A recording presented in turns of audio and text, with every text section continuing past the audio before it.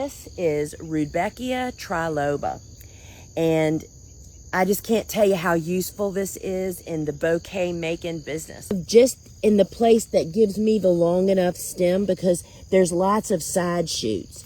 So I'm making the cut, and instead of reaching up here and pulling this stem out, I'm actually going to grab it at the bottom and kind of pull it out and up at the same time.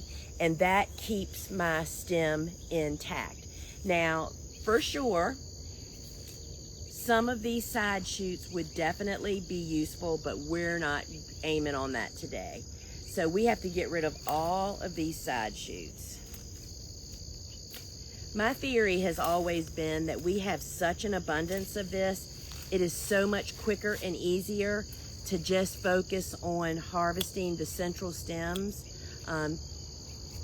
And this is what we use in our bouquets. Now I want to talk about stage to harvest for just a second.